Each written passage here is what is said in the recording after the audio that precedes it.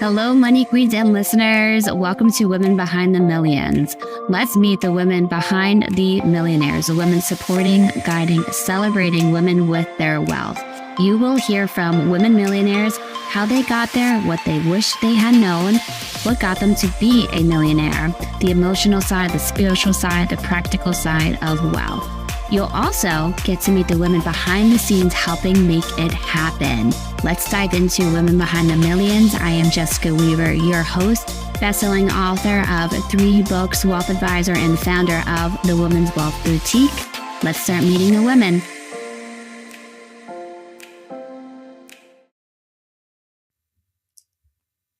There is a spirit of freedom when you have financial security.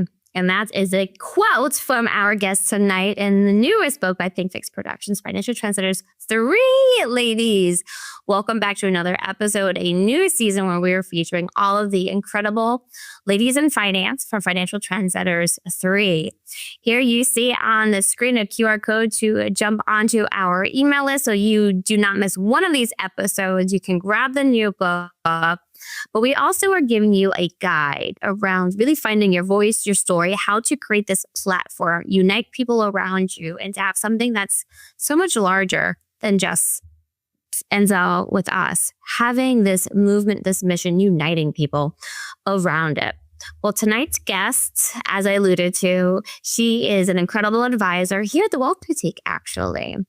We have with us Tonyia Cleaver. She's an advisor and featured author of Financial Trendsetters 3, drawing on over 25 years in broadcast sales and her own life transitions. She helps women build discernment, agency, and financial optionality during pivotal moments of a change in their life. She is a huge advocate for women business owners, and I can't wait for you all to meet. Let's bring it to stage, Tonyia Cleaver. Hello, Tonyia. How are you tonight? I'm good. How about yourself?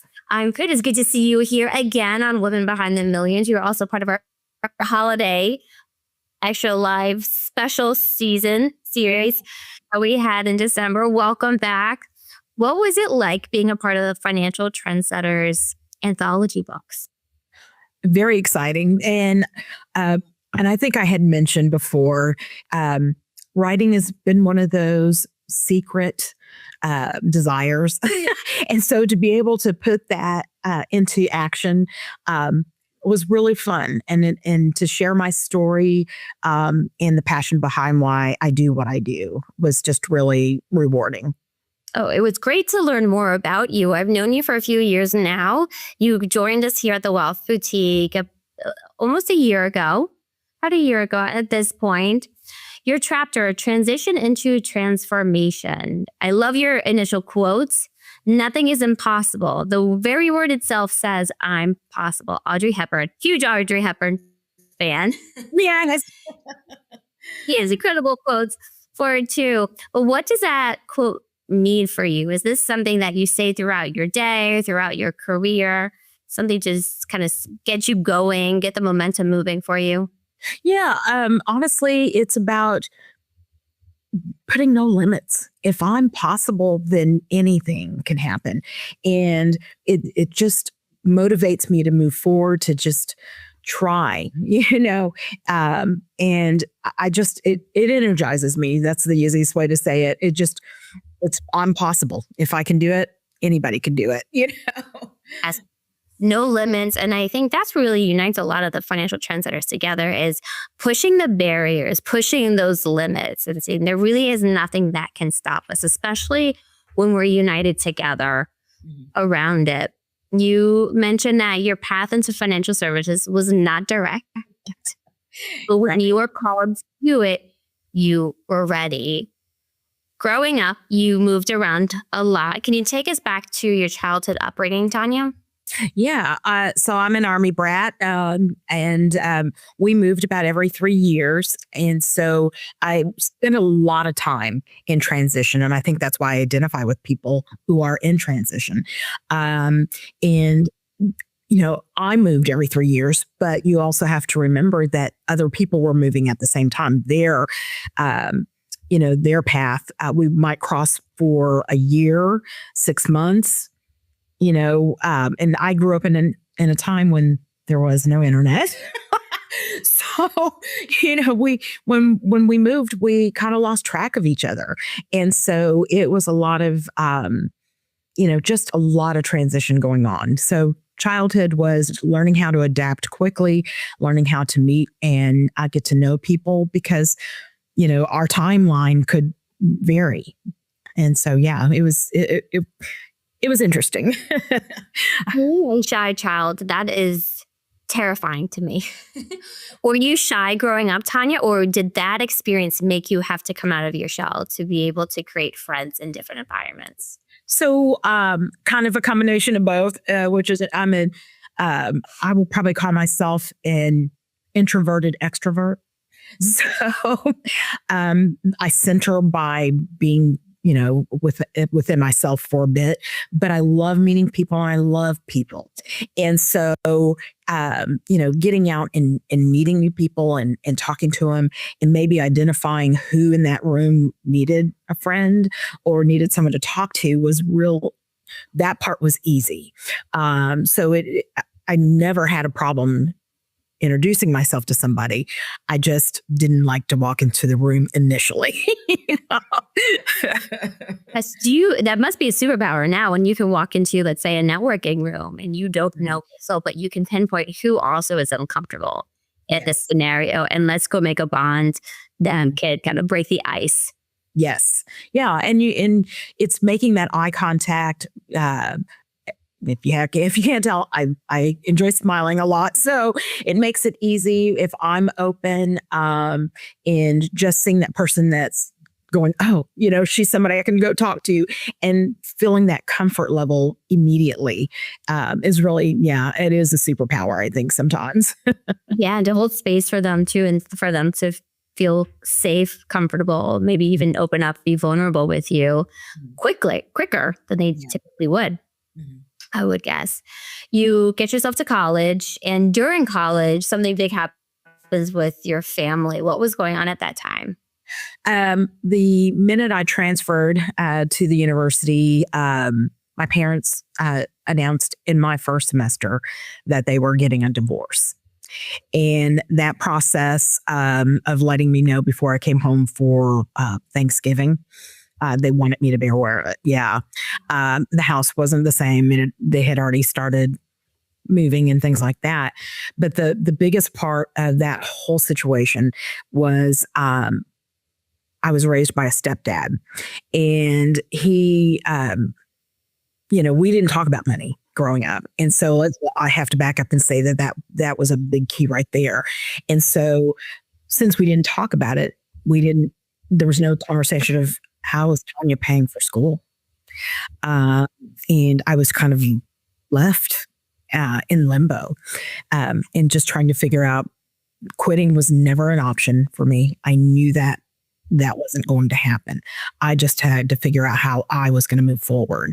So that feeling of uncertainty, of having that comfort pulled out from under you. I know what that feeling feels like. And my dad never asked. I had a transfer scholarship, but it was not huge in any way, shape, or form. So it paid for my classes and for books, but I was out of town. So I was at a major university in Texas, at University of Texas at Austin. I had no means to pay for a place to live. Basic needs just all of a sudden were gone. And I went and asked for help. It was the first time I had ever done that. And I went to a counselor and asked what my options were. And the first thing that I had to do was declare my independence from my parents so they could no longer claim me. And then I was able to, get financial aid, so loans and work study programs so that I could start paying my way and making, ends meet. But also in that time frame, my brother, who was in the Air Force, he helped. I had a car note that I could no longer afford. So he helped cover that until we got the car sold. And my sister, who was in real estate, would send some money to me, they didn't know what we didn't talk about it. They just knew I needed help, but they didn't know the magnitude of what I really needed. Yes, sure. I mean, that story alone just shows how resourceful you are, scrappy, and willing to fight for your spot there and to not just say, oh, the door's closed. That's it. I'm going to go home. Mhm. But to really demand your spot there. Yeah. It's very powerful, Tanya.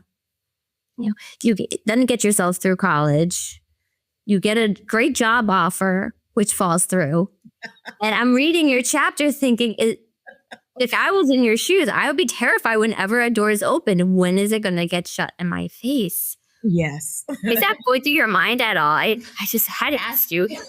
Are you scared of the things happening to you? Yeah. Trust me, I've had the highs and the lows and the roller coaster. I get the whole feeling. But yeah, it was, I had interned at an ad agency there in Austin, excited because they offered me a job as soon as I graduated. So I didn't interview anywhere. I was set. I was starting in my career. And I got a call out of the blue. I graduated in December. And right before that graduation, they called to say, hey, there's something that we need to let you know. We lost two of our biggest clients, and we don't even know what's going to happen to us, much less bringing on a new person. We can't do it. So I went from I'm excited to start my career to, okay, I'm packing up my apartment, and this time I am moving back home. And I became a substitute teacher so that I could figure out next steps and have flexibility to interview. Wow. And this entered another very resilient time in your life, resourceful time of your life, of finding where's that job, where's my career going to take place and start. And I remember you went to a lot of places asking, are you hiring? Yeah. And you just kept going. No matter what. What was the inner drive? Is it something from you think your parents? Where did you get that resiliency from, that determination? Yeah, I think my mother always said, you can do anything you set your mind to. And so that always played in the background. And I knew where my path was supposed to be, or so I thought, and I had an aunt who lived in Fort Worth, and she invited me to come up. She was in the mortgage industry, and they had a great training program, and she got me an interview. Wasn't where my heart was. But while I was there, she lived in Fort Worth. I would drive to Dallas and just pick big buildings, because again, back in those days, nothing was electronic. So I had resumes in my hand, and I would go to the directory and look on there and go, okay, what companies seem like I might be interested in. I was just trying to get to my next stage, which was finding a job. If I could find one in media and advertising, great. But I also wanted to be in one of the larger markets, which Dallas-Fort Worth was for the industry. Sure. This story reminds me of a lot of trendsetter women where they had to get to that next door, or even as she nailed that Teresa Tao was talking about, she knocks on 150 doors, right? And then that next door is the one, like, what kept you going past the first 30 doors of rejection to then get to the door 151? Yeah. Very true, Tanya. But eventually you did get an amazing job opportunity at NBC. Yeah. What was your career like in media and advertisement? I loved it. Again, it's all about relationship and meeting and knowing people. Still had, those struggles all the way through the career, but I loved what I did. I loved meeting people. I loved negotiating. And I'll talk a little bit about that later, because I think that one of the things that is a natural trait for me is it's not always all or nothing. Let's see how we can make something happen. And so just an incredible opportunity over the years, landed at NBC, the local station here in Dallas, which is owned by NBC, and spent 14 years there, and just grew from just a local salesperson into doing some national sales, regional sales, political, sold Olympics and Super Bowl. And I mean, so I got to do some great, incredible things that I will never regret, having had those opportunities along the way. So yeah, no, it was good. Amazing. And you said right from the beginning, relationship focus and then negotiating, which we're going to take a quick break here to look at Financial Trendsetters 3. And then when we come back, we're going to see how Tonyia then pivoted into her new career in business, being a wealth advisor and focusing on women. So let's take a look at the book, Tonyia. Okay. What if money wasn't separate from who you are, but an extension of how you live? Financial Trendsetters 3 brings together powerful women from across the financial industry who are redefining leadership, wealth, and legacy on their own terms. Led by Nora Gillis, this book features the voices of Amber Bentley, Sarah Elia, Tonyia Cleaver, Vicki Beam, April Crew, Karen Santini Clemens, Sarah Branston, Kimberly Garcette, Leah West, Colleen Goodwillie, Amy Frank Goldman, and Jessica Weaver. Women who are integrating money into the full picture of life, not treating it as something separate or intimidating. These stories are honest, they're human, and they reflect what's possible when women lead with authenticity, value, and purpose. Even more meaningful, proceeds from this book help fund a scholarship for a woman entering a career in finance, supporting the next generation of leaders in our industry. Financial Trendsetters 3 is more than a book, it's a movement, and it's here. All right, we are back with Tonyia Cleaver talking about she started out her career in advertisement and media. And now there's a part of her journey where she decided to really invest in her own education on finances. Tonyia, what was that initial spark that got you interested in learning more about money, finances, and financial planning? Yeah, like I said before, we didn't talk about money, so I didn't really learn as much as I wish I had known. But money can be an empowering part of your life if you choose for it to be. And so wanting to break that cycle of just what I didn't know, I would hear people talk about money and they were open about it. So I was always fascinated when I would overhear anybody chatting, from the beginning when I worked at Sears, but colleagues and coworkers, the adage that my family had was, we don't talk about religion, politics, or money. So, to hear somebody else that honestly didn't have that same belief, that were comfortable sharing, not the deep, dark personal things, like how much you made and your salary, anything like that, but where, how did they grow their money? Where did that come from? What did financial stability look like? And especially, the early part of my, entering adulthood in college, having money pulled, the rug pulled out from under me. And I didn't like that feeling. So to be able to start reading about basic finances back then, Susie Orman and, I'm just went blank on his name, Dave Ramsey, college. Yeah, they will on TV and on radio. They had call-in shows, and I could hear and listen to what people were concerned about. In this area, there was a adult program where you could just go learn about anything. So it was called Fun Ed at the time, and just just fun education. And that's and for adults to go figure out. And they literally had, you could go for art and music, you could go for finances and resume writing. So they had everything under the sun. And I started taking classes through that. And then my church eventually did a program called Crown Financial. I took it so that I could break certain cycles and patterns that I saw in myself. And, education is powerful, right? And so, first taking that class and really just seeing the difference in what was happening in my own personal life. And then I started partnering with somebody, and we taught classes. So it was a big transformation to go from, embracing it and learning it to going, hey, this is so important that I feel like I need to share it and help others do the same thing.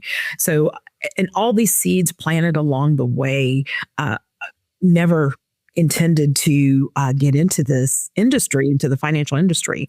But that career transition that I made, and just journaling and centering myself, I realized how important this is. It touches everything that we do.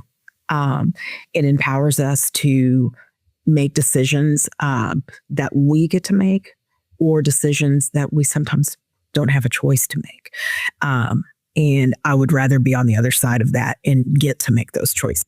And so I was honestly kind of surprised when I ended up going, okay, this is where I'm drawn and need to be. Yeah, sure. You talk about in your chapter, and I think a lot of women can relate to this moment. You went to interview an advisor to potentially work with, and you think you don't even know if he knew your name by the end of the meeting. Yeah. Had another one of those moments, planting seeds of, here he is, male advisor doing this. I can't find one that I like to work with. Maybe there's a gap here in the marketplace. Yeah. I could become that solution for women. Yeah. Well, yes. And he was referred to me by a friend of mine. And like I said, I think I was this person's favor. That I don't think he knew my name. He just, I'm taking this interview, as a favor. And there was he didn't know me. He didn't ask any questions. He never wanted to know any, like, why did I even come to him? I felt like I was lectured to. He talked about, he didn't want people who had credit card debt, because that seemed to be tough for him to work through. He didn't want somebody who didn't have assets already. And I was learning. I was young at the time, and I'm still learning. But the biggest thing that struck me during this whole conversation is when I left, and again, this is all breaking these family, molds here of, don't go talk to somebody about money. And I walked out going, he never asked me anything.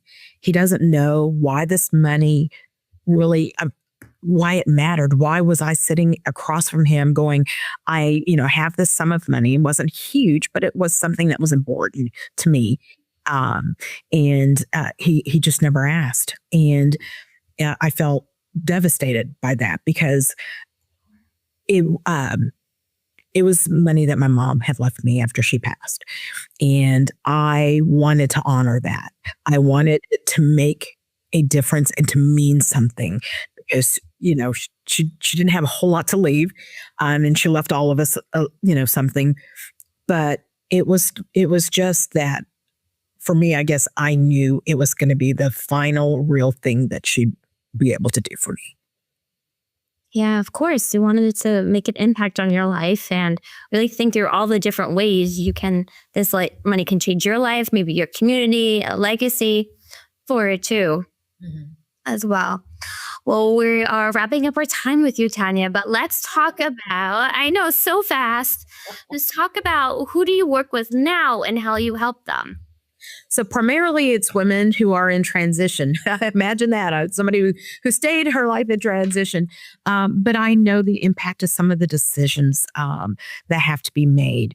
And there's an emotional side that's attached to it, but there's a real tangible side. And being able to make decisions from a position of power, to be, or clarity to understand, what is it that what is it that I'm trying to make a decision about? What will it do as far as impact me down the road? It's really key, because I've encountered so many people who've made decisions and then they go, I wish I'd known, or they didn't tell me. And sometimes we have to sit and walk through the emotional side to get to the real decisions that have to be made. But not just negative transitions.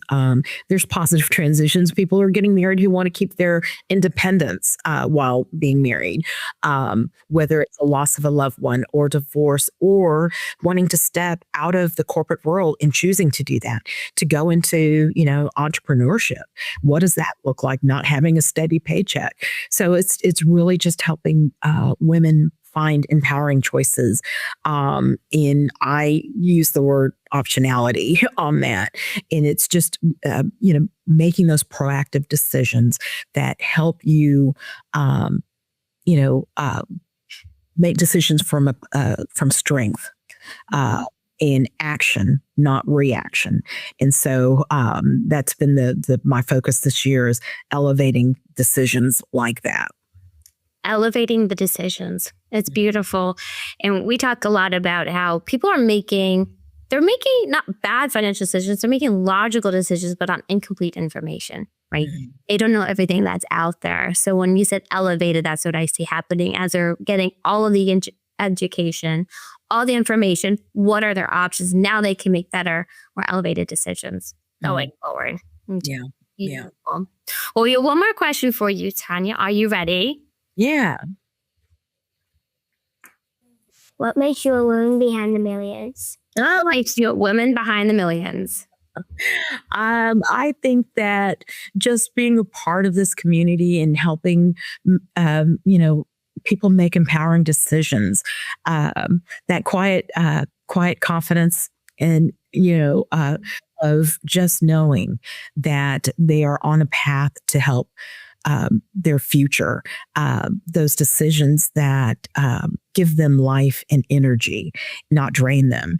And I just hope that I'm making a difference in somebody's life, and that's one of the reasons why I chose to do what I'm doing, is to really help make that impact. Oh, it's huge. And to help these women who are at their most vulnerable in these transitions, trying to pick up the pieces and think about themselves probably for the first time in a long time. Yes. What do they truly want is huge. So thank you, Tanya, for being a woman behind the millions, for being one of our fellow trendsetters and Financial Trendsetters 3. Make sure to reach out to Tanya. All you ladies who are going through something, all the women business owners as well. She is fantastic. All right, Tanya. Well, we will thank you for being with us. We will see all of you ladies on our next episode, where we see another one of our trendsetters here and hearing their powering story. We'll see you then. Have a good night, ladies. Thank you, Money Queens. Thank you. Hey, Money Queens, looking to get your wealth to that next level, 7, 8, 9 figures? Follow us on Instagram at PinkFixMyMoney and at Women's Wealth Boutique for more millionaire money tips.